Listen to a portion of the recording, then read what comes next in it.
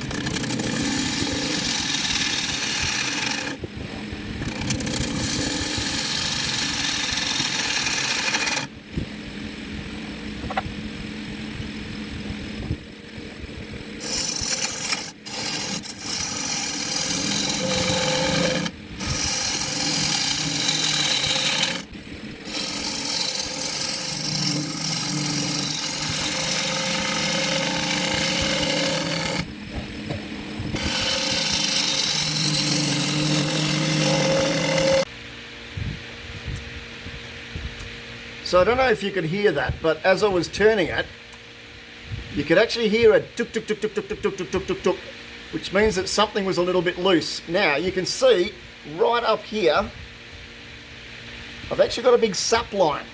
This is Silky oak, so it's not that unusual, but I do actually have to fix it, and I've got to fill this and stabilize it before I do anything else. Otherwise, it's very likely, see, it runs right the way down, right through here, and right to that little tiny knot.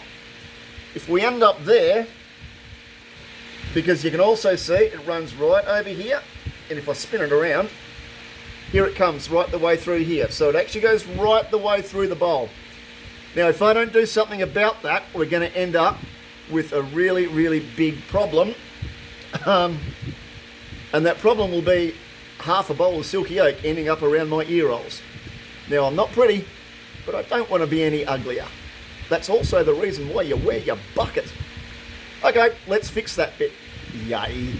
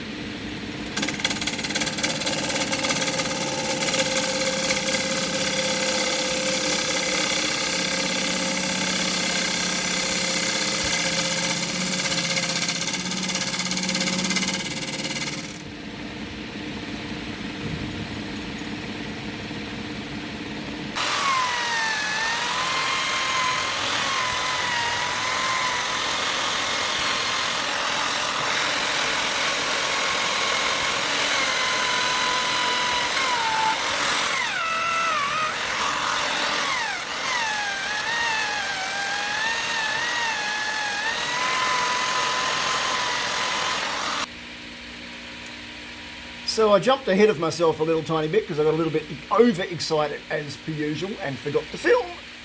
But that's the shine that I've managed to get on it. Now see, that's the crack, where is it? Right up there. That's been filled. Now it's been filled nicely, and you can see as the shine goes over it there, that there's no little ripple there anymore. Now the other thing is, when you're doing the back of a bowl, make sure you do it properly. Because I don't know if you've ever noticed that if you've got a bowl at home or for sale at a market or at a gallery or whatever, if anybody picks up your bowl, the first thing they do is the top of the bowl and the rim, they run their thumb over it. Then they run their thumb over the edge, and then they flip it upside down. They'll look directly at the bottom. If you haven't finished that bowl properly and it looks like rubbish because you haven't been paying full attention, they're just going to put it back down and walk away. That's a real shame, because I think that the bum of a bowl is as deserving to look as sexy as the top of a bowl. The gospel according to Dale. Okie dokie, so we've spun it around and we're all ready to go. Now, this face isn't particularly flat, so I've got to shear clean that off first, because we've got some thinner parts here, as we do, for example, around there. Yeah, you can see that. Now, the other thing to remember is I filled a couple of those cracks earlier. Now, I've got the jaws in expansion mode behind this, and I've got the jaws at the widest point of those jaws pushing right onto that crack. That way, it's pushing the fibers into the crack, not trying to pull them apart. So you always orientate the bowl onto those weak points if you can, because that will give you the strongest form of hold from behind with the jaws. It's a really handy little trick to know, and it stops things flying off the lathe and things from cracking.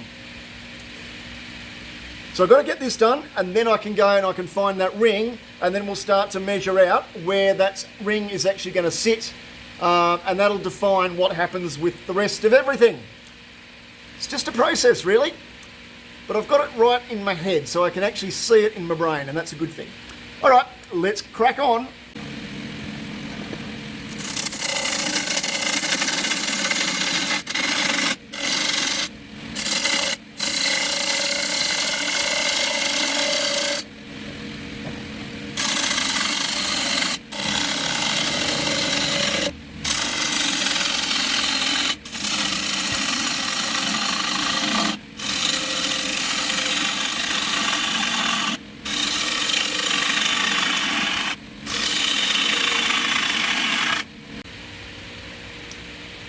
Alrighty, so I've got the ring.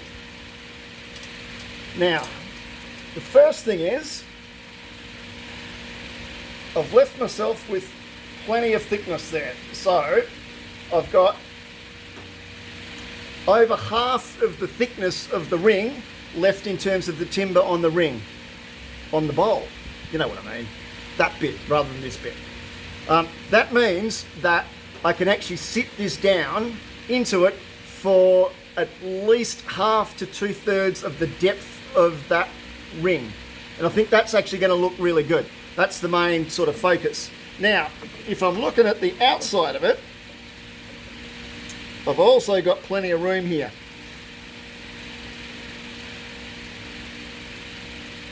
Which is also good. Now, I'm only going to eyeball this and sort of work out roughly where it needs to go. If I had an extra bloody arm, I might be able to do this a lot freaking easier.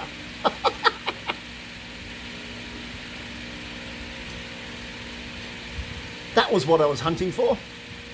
Writing implement.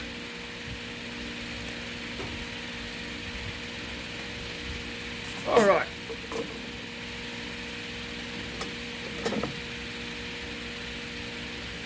So I'm going to guesstimate that, and I'm going to guesstimate it roughly about there and about, well, ya pooper, and about there.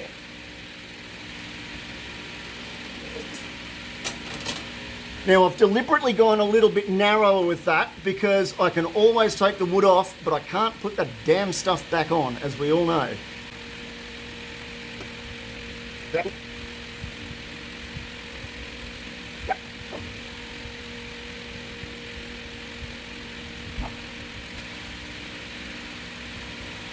Alright, so far so good. Now I've just got to start to hollow out a channel in there and be really careful that I don't go right the way through because that would really suck, wouldn't it? Yep, okay, let's just get on with that bit.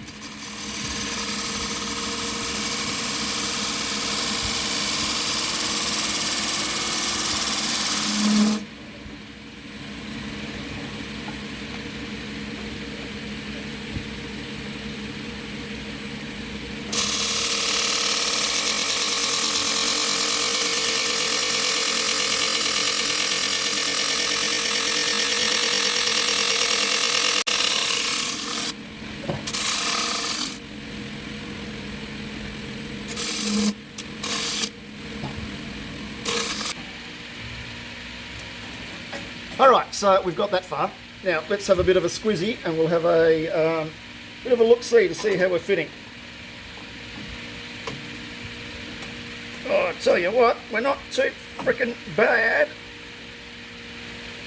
Little tiny bit narrower. So I've just got to take a little bit more off the inside, and that's going to sit down in there really nicely. Bloody hell, it's good when a plan comes together, when it looks like what your brain says.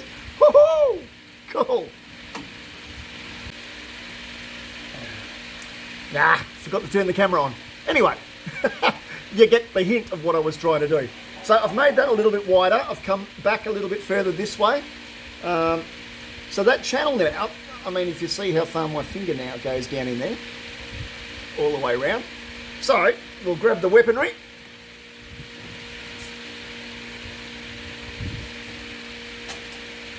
And I want to find that end point. Oh, hang on. Whoop. Buck it up. Right.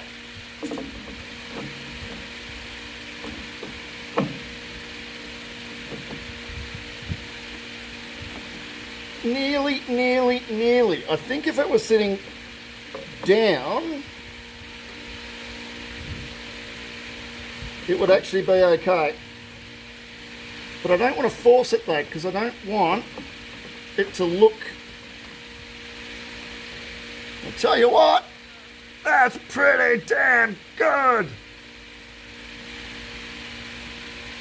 Okay, I think we'll call that a win, because somehow I'm going to have to attach this down in there too, so that might be an epoxy job and some clamps to get that sitting right down in that groove, because it's not quite perfectly round, and there's not much I can do about that, and I don't think Denise can do anything about that either. That's just the joys of having stuff custom and handmade. All right, I'm going to sit there and play with the rest of the bowl. I'm just going to hog the middle of it out. I'm going to make a little bit of a ring. Hang on, let me get this out of the way. Yep. Right, I'm going to make a little bit of a rim here so that it just looks like it's got a little tiny bit more definition. And then, yeah, I'll just take this out, then put a finish on it, and yeah, we'll see how it looks. I'm quite happy. How's that for a good result? So far, so good. Aha! All right.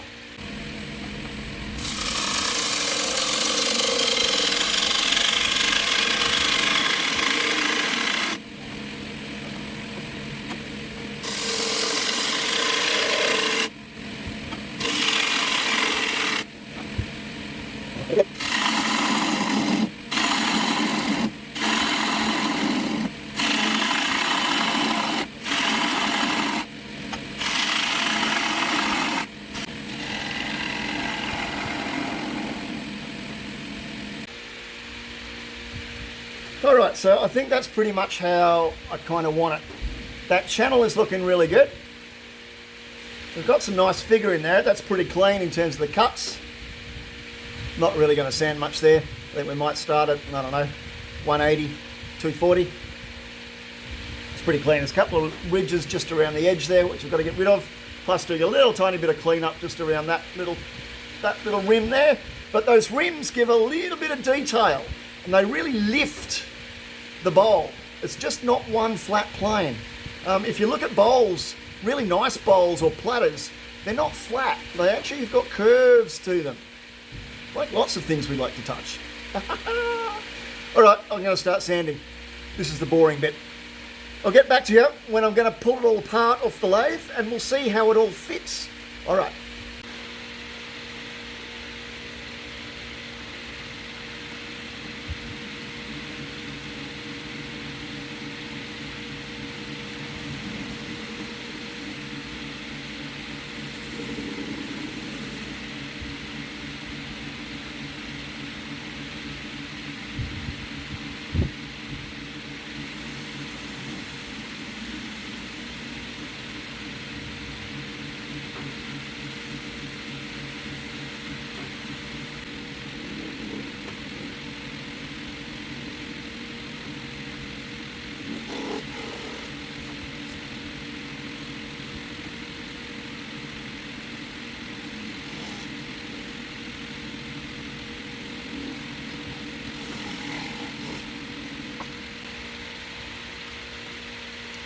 Well, there we go.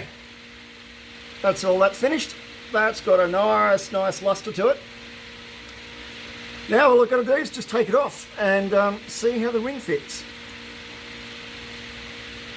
Hopefully, it's all gone perfectly according to plan. All good. All right, we'll have a look.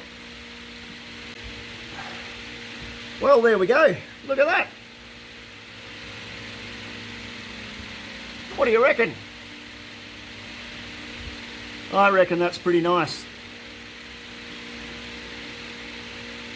I think I had a win. Woo-hoo-hoo. Actually, I'm really quite pleased with that. Hey, Denise, I hope you like that too, hey? All right, I'll get it back to you shortly. Next time.